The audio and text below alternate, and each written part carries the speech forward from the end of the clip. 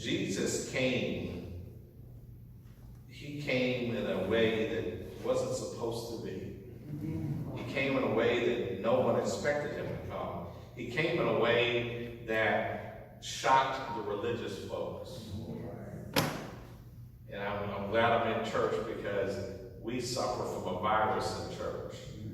We're talking about coronavirus. We suffer for idontwanna virus.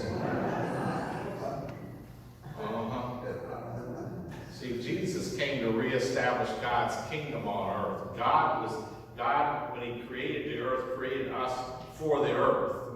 And too often we spend too much of our time trying to get to heaven. Hello. And sometimes we just, I grew up Pentecostal. We talk about heaven so much. That's all we're looking for, either the rapture or death. We weren't trying to prepare for anything else. We just wanted to hurry up and get to heaven. When we all get to heaven, we used to say, what a day of rejoicing that'll be. Meantime, we're here for 70, 80 years. What are you doing while you're here? See, I don't want to love God with all my heart, my soul, my mind. I don't want to love my neighbor as myself. As we look around what's going on today in today's world, what you see is a Christian church that is lost. We're lost. We have lost our way. We've become so religious that we've forgotten why God created us. And God created us for one purpose, to build his kingdom. When Jesus came back as the Messiah, the reason the religious folks didn't get it, because he didn't come back as a Pharisee or a Sadducee. God didn't arrive with a doctrine. He wasn't Reverend Dr. Jesus Christ. He came back as a humble man, the son of a carpenter, and they missed it because they wanted religion, not God. See, too often what we want to do is we want to take God and put him in a box. We want a God we can control, a God that we can manipulate, because that makes us feel comfortable. A God that we see on Sunday, but Monday through Saturday we do whatever we want to do. See, we have a problem when Jesus was in the scriptures, he's talking about these great things, and one of the lawyers, a Pharisee, Reverend Dr. So-and-so got up. I'll call him Joe Schmuckatelli. Reverend Dr. Joe Schmuckatelli got up and said, how do I get eternal life? Because he wanted to impress all the lay folks around him.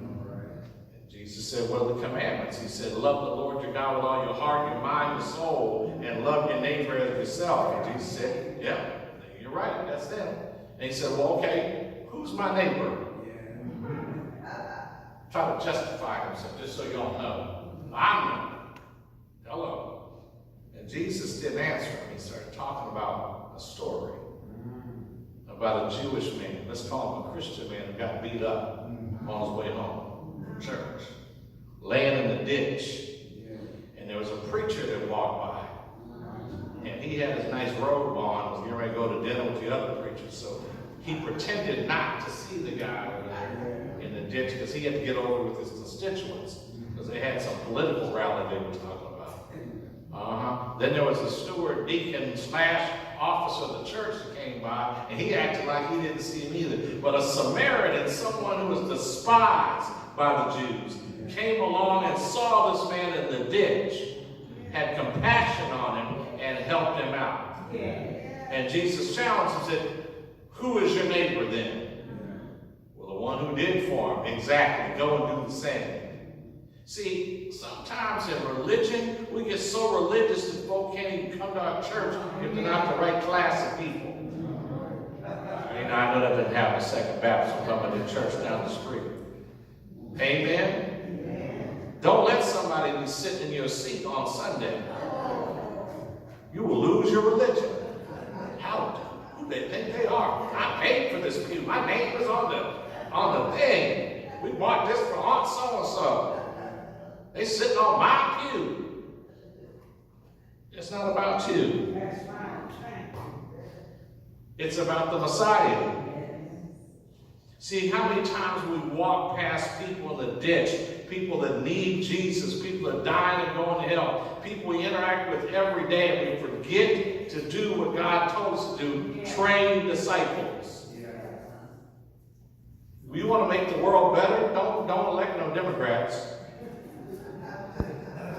Don't elect no Republicans. Hello. I haven't met very many politicians that, I always have a joke that I tell my kids, how do you know a politician's lying? Are they talking? Because politicians were not meant to save people's souls. Our leadership, the governmental systems of this world are not meant to save people. Jesus is meant to save people. And the Messiah came so that we could have life and have it more abundantly, so we could be more than conquerors, so we can be victors, not victims. Why? Because he said in his word, if God is for you, who can be against you? We have folk that worry about the person in the White House right now. And I said, okay, so does he have heaven or hell to put you in? No, then why are you worried about it? God put him in there. That's what the Bible says. So what I got to do is go, okay, God, what are you trying to tell me with this appointment of this leader? Maybe it's time for us to get back on our knees and start praying. Get back in church and do what we're supposed to be doing. Let's take care of the people who are down and out, the people we see every single day. But we're so busy doing church stuff.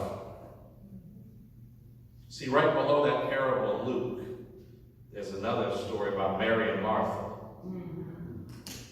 When Jesus came by the house and Martha was so busy and said, Jesus, why can't Mary's not helping me? I'm over here fixing I got the collard greens on and the cornbread going, and I got all this stuff happening. And look at her, she's sitting at your feet listening.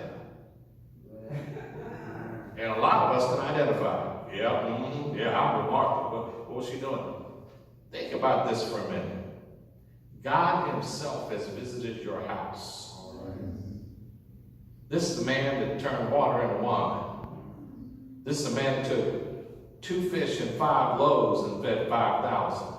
This is the creator of the world, and you're worried about cooking your collard greens? Who was Martha focused on? Jesus or her work? Sometimes we can be so busy doing stuff for God that we forget to do what God told us to do. He said, listen to my word. Man will not live by bread alone, but by every word that proceeds out of the mouth of God. And if God is in your house, sit down and listen to what he's trying to say. We spend so much time being religious and not doing what we're supposed to do. People are dying and going to hell. Church has lost its moral standing in America because we don't do what we're supposed to do anymore. Because I don't want to invite white folk to my church. I don't want to invite Hispanic people to my church. I don't want to invite black people to my church. I don't want to invite the lower class to my church. I don't want to love my neighbor as myself because they did something wrong to me. I don't want to invite folks to my country club / church because they're not, come on, I don't want a virus. I don't want to serve God with everything because I got this little thing I do over here to sin that I keep hanging on to because I'm afraid to give it to God. I don't want to do what God has told me to do because if I do what God has told me to do, I won't be able to do what I want to do. 2 commandments. Love the Lord your God with all your heart, all your mind, and all your soul. Let me pause right there. God only asks for one thing from all of us. Everything. He wants it all. I want it all. And we sing about it all to Jesus. I surrender. Except this little thing over here, God, I'm going to give it to you. See, what we really want to say is, some to Jesus. I surrender. Yeah, that's true. Let's be real with it. But he wants everything. And once you submit to God and give him everything, you become a true image bearer of God. Because then you're going to listen to what God says. You're going to put worship up to God, and then what does God want me to do down here? And then you get to the second commandment. Love your neighbor as yourself. But first you have to love yourself. I'm going to talk to us folk. We got to start loving and learn. We got to learn to love ourselves for who we are. God created us not to be European. Hello. And I'm mixed race, in case you want to know. My dad's Caucasian. I love my dad. But he didn't raise me to be my dad. He gave me different texture hair.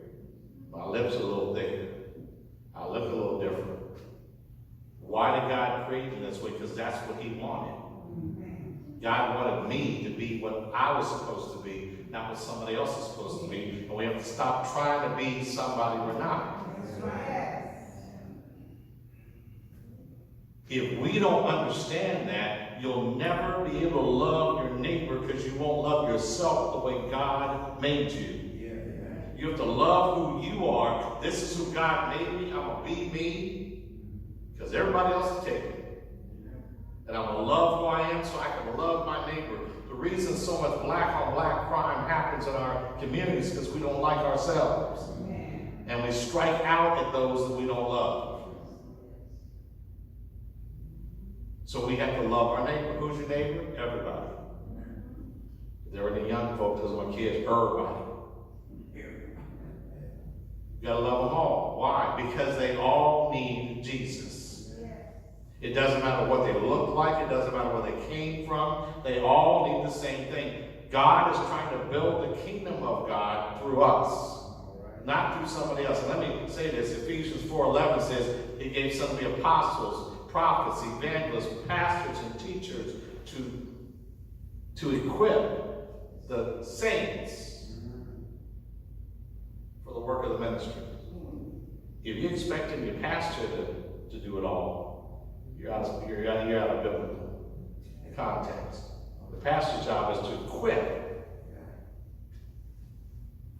for the ministry. We all got to do it. Every single one of us. We can't have I-don't-wanna-virus. We got to go out and say, okay, God, I'm going to do what you told me to do. I'm going to do what you told me to do, God. I don't care how old I am. I don't care how young I am. I don't care what I got going on. I have to make what you want me to do a priority. This nation needs more disciples. Amen. Not more religious folks. Yeah. We need more disciples of Jesus Christ. You want to change this community? Make more disciples. Because when we start loving God and loving people, you'll see things change. I won't drive back past people who need my help without praying, God, let me help them. What can I do to help that person? Maybe it's my car is empty on Sunday morning, I swing by and grab some people and throw them in the car and bring them to church so they can hear God's word. One of the things I've learned is that every funeral I ever go to, I always do an altar call. Why? Because this may be the only time most folks ever come to church. Amen. And I have a job to do. And I take it serious. The first disciples I started with are my children. I have to raise my children the way they should go so when they're old, they won't depart from it. We all have relatives that don't know Jesus. We can talk to them about it. Because without that, we're not fulfilling what God created us for. God created us to build his kingdom on earth. Stop trying to get to heaven. You'll get there soon enough. And do what he wants you to do here on earth. Make sure your actions match your speech. It's not what you say, it's what you do that counts. Thank you.